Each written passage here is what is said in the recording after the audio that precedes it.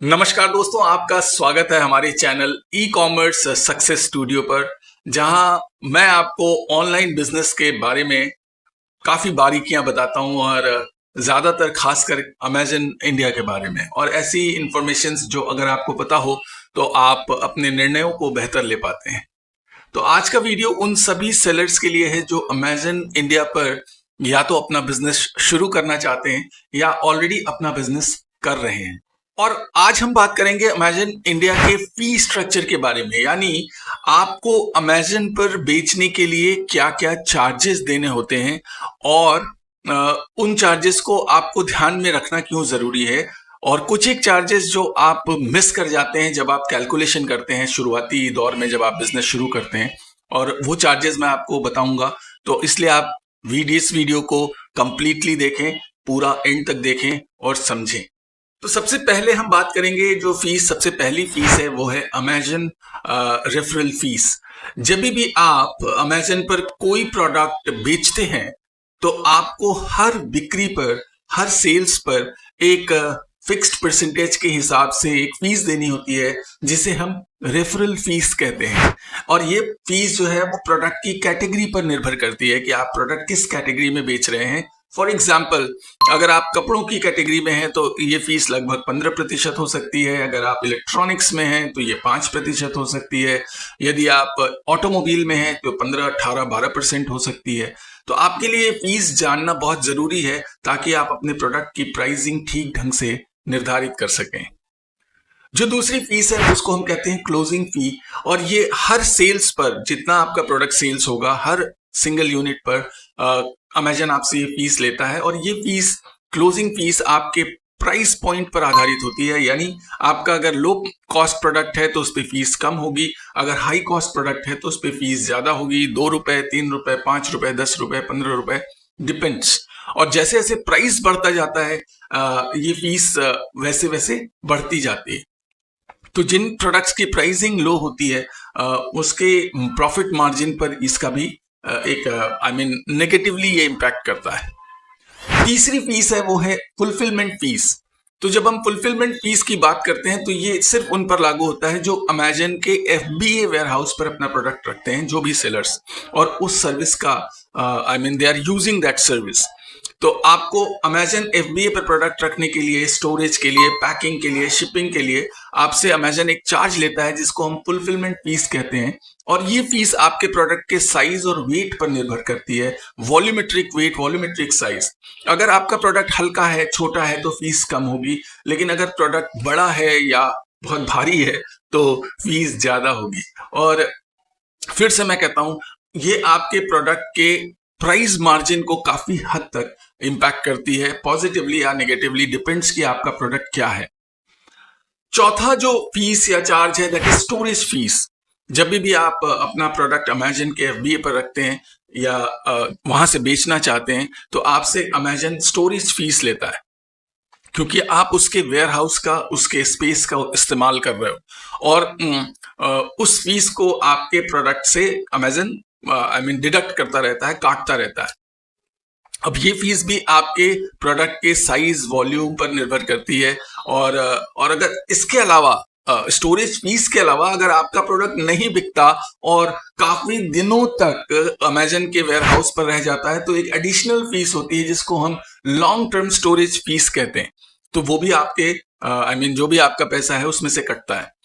और एक बहुत महत्वपूर्ण चीज, जब हम प्रोडक्ट के प्राइसिंग को कैलकुलेट कर रहे होते हैं, मार्जिन को कैलकुलेट कर रहे होते हैं, हम अमेजन का कितना मिलेगा कैलकुलेटर यूज करते हैं, तो हमें ये वाला प्राइसिंग नहीं दिखता। हमें एक मिसलेनियस ऑप्शन दिखता है, लेकिन हम इस प्राइस को नहीं कैलकुलेट कर पाते। और ये एक ब्लंडर करते हैं न्यू सेलर्स।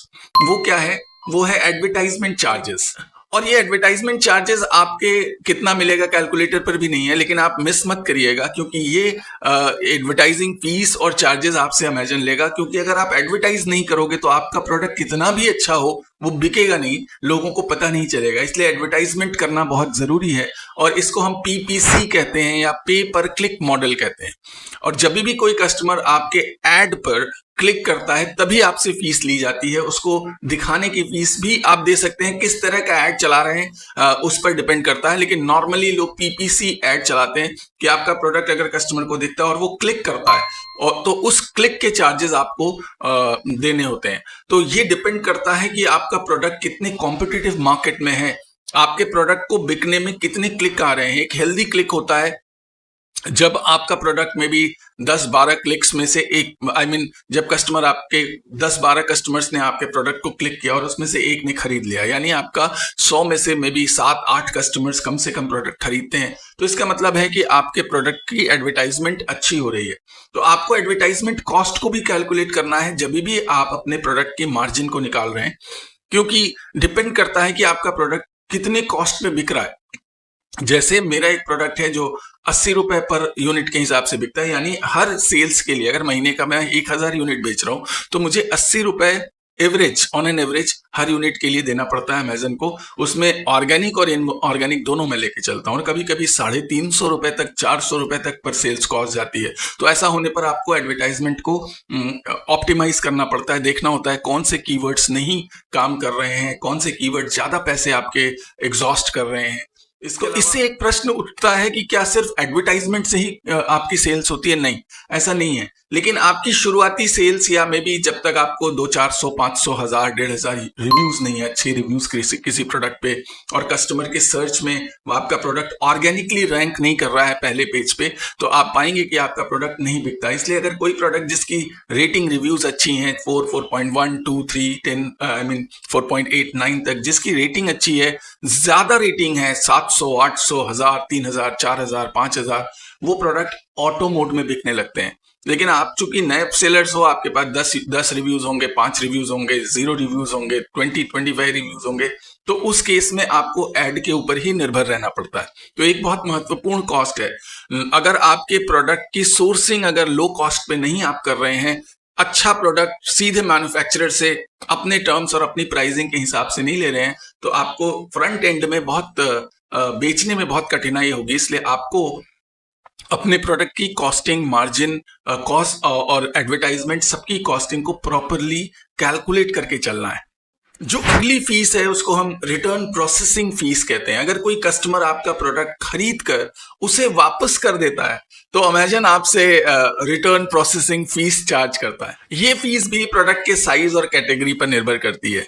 इसलिए आपको इस बात का ध्यान रखना चाहिए कि आपके प्रोडक्ट्स की क्वालिटी काफी अच्छी होनी चाहिए, जिससे कस्टमर की रिटर्न मिनिमल हो, कम से कम हो। आपके प्रोडक्ट की डिस्क्रिप्शन साफ सही होनी चाहिए, बिल्कुल ट्रांसपेरेंट होनी चाहिए, ताकि कस्टमर को सारी इंफॉर्मेशन पहले से पता हो। इसके अलावा मिसलेनियस चार्जेस भी होते हैं। कुछ फीस ऐसे होते हैं जो कि आपको एक्चुअली पता नहीं चल पाते शुरुआती दौर में। That is cancellation fees. अगर आपका कस्टमर कोई ऑर्डर कैंसिल कर देता है तो किसी किसी केस में आपको ये फीस देनी पड़ सकती है। और अगर आप अमेजन के प्राइम बैजिंग सर्विस का उपयोग करते हैं तो उसके लिए भी अलग से फीस हो सकती है, राइट। तो ये कुछ एक फीस हैं जिसको आपको पता होना चाहिए। अब अगला प्रश्न है कि इसको ऑप्टिमाइज कैसे किया जाए, इसको करेक्ट कैसे किया जाए या किया जाता है, और इसको कैसे बेहतर ढंग से मैनेज कर सकें ताकि आपके प्रोडक्ट की प्रॉफिटेबिलिटी बनी रहे। तो सबसे पहले आप अपने कैटेगरी की फी स्ट्रक्चर को ध्यान से समझिए। सारी इंफॉर्मेशन आपको अमेजन वेबसाइट पर मिल जाएगी, और उसी के हिसाब से अपने प्रोडक्ट की सोर्सिंग और प्राइसिंग तय करिए। इसके अलावा आपको जब आपको अमेजन FBA से प्रोडक्ट बेचना हो तो आपके स्टॉक को ऑप्टिमाइज करना भी आपको आना चाहिए। ऑप्टिमाइज का मतलब कि आप कितना स्टॉक भेजें जो एक निश्चित अवधि में, एक निश्चित ड्यूरेशन में वो बिक जाए और कम से कम रिटर्न आए। तीसरा, आपके ऐड का आपको ठीक ढंग से चलाना आना चाहिए, ऑप्टिमाइज करना आना चाहिए। आपको पता होना चाहिए किन कीवर्ड्स पे आपका बिजनेस हो रहा है, किन कीवर्ड से आपके पैसे एग्जॉस्ट हो रहे हैं। तो एड ऑप्टिमाइजेशन आना चाहिए। एड को रेगुलरली आपको मॉनिटर करना होता है ताकि आपकी कॉस्टिंग कम हो सके, राइट। तो ये कुछ एक कॉस्ट से, ये कुछ एक खर्चे थे जिनको आपको जब भी आप प्रोडक्ट प्लानिंग कर रहे हैं तो इन सारे फैक्टर्स को आपको ध्यान में रखना है, राइट? तो मुझे लगता है कि आपको ये वीडियो पसंद आया होगा, आपको एक अलग डायमेंशन में आपको समझ में आया होगा कि इन चीज़ों को भी ध्यान रखना है और आपको पता होना चाहिए, क्योंकि आप बिजनेस में आ रहे हैं और बिजनेस में आपको इन बातों का पूर्ण रूप से ध्यान रखना आवश्यक है, नहीं तो आप लॉसेस में चले जाते हैं। और मोस्टली लोग इसीलिए लॉस में जाते हैं, जैसा मेरे पिछले वीडियो में भी बताया कि आपको अपनी प्राइसिंग को बहुत ऑप्टिमाइज तरीके से यूज करना है, आपको सोर्सिंग बहुत स्ट्रांग रखनी है, आपको प्रोडक्ट मार्जिन को अच्छा रखना है ताकि आप इन कॉस्ट्स को बेयर कर सकें, इन कॉस्ट को आप अच्छे ढंग से मैनेज कर सकें। तो अगर आपको ये वीडियो पसंद आई हो तो लाइक करिए, शेयर करिए, सब्सक्राइब करिए और बेल आइकन को जरूर दबाइए ताकि आपको सारी इंफॉर्मेशन समय समय पर मिलती रहे। और कमेंट्स भी करिए, कोई क्वेश्चन है तो पूछिए ताकि मैं उनका जवाब दे सकूं और मुझे बहुत खुशी होगी अगर आपको मैं जवाब दे पाऊंगा। तो इसके साथ ही मिलते हैं अगले वीडियो में। आपका इस वीडियो में बने रहने के लिए धन्यवाद। Thank you so much. See you in the next video. Bye bye.